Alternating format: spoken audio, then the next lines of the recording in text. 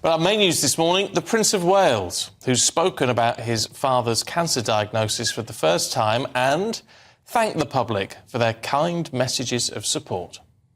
I'd like to take this opportunity to say thank you also for the kind messages of support for Catherine and for my father, especially in recent days.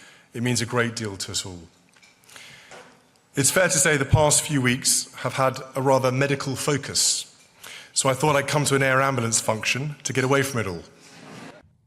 Well, this comes as Prince Harry jets home to LA after being in the UK for just 24 hours. The Duke met King Charles for 45 minutes during his whistle-stop stay, but failed to see his brother. Well, let's talk to royal biographer Angela Levin, who joins us now. Angela, morning to you. I have to say, I mean, he's across all the papers this morning, and I thought the clip we showed there was just wonderful. Prince William really stepping up to the plate in a way which seems absolutely appropriate, with talking in a serious but also a slightly jovial way about all of this. He just seemed to get the tone absolutely right. Yeah, he was incredibly dignified, wasn't he? I mean, he is the sort of heir to the throne that any country would want to see, in my view. He doesn't go hysterical and make a drama of it like his brother.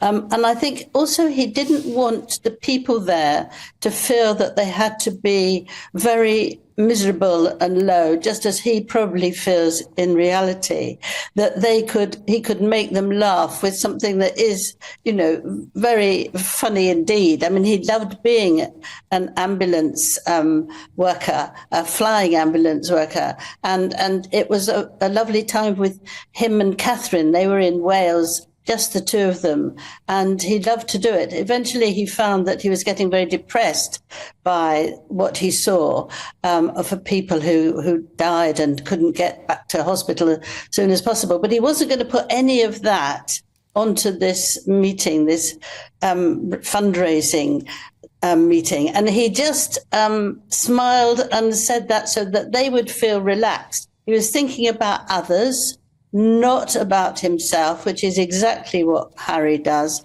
And he has stopped having anything to do with Harry because he knows that he will either use it to get more publicity in the United States, he would use it to be able to sell anything that William said to him and make money that way with Netflix or some TV person, and his behaviour, Harry's behaviour, is beyond imagination, actually. If your father is ill or anyone you care about is ill, you try and make it something they would want. Is it all right? I would love to come and see you. I'm sorry things have been so bad.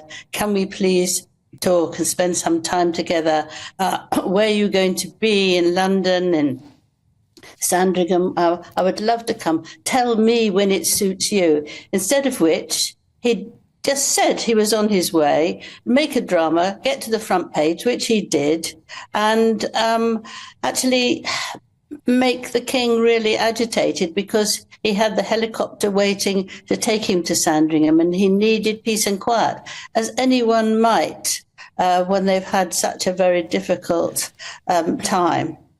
To be fair to Prince Harry, though, Angela, you could say that he did the right thing. He hopped straight on a plane to come and see his father, who was clearly very worried about, came to see him in person.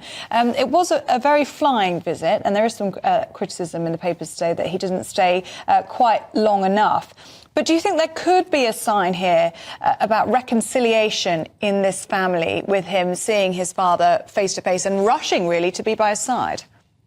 Well, I wrote Harry's biography, as you know. I spent 15 months with him. I know him and his manners very, very well. And this was all about Harry.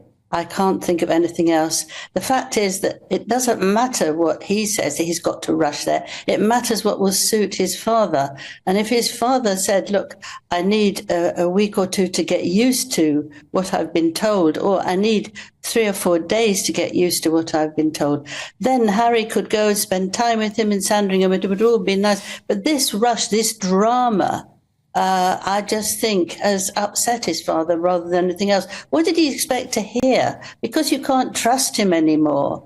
He wasn't going to say anything about his health. They said, the royal family said at the coronation that the only time they would feel comfortable talking to Harry was to discuss the weather. That will show you how much that they can trust him. They just can't. He's made that his own mistake. OK, Angela, appreciate your thoughts this morning. Thank you.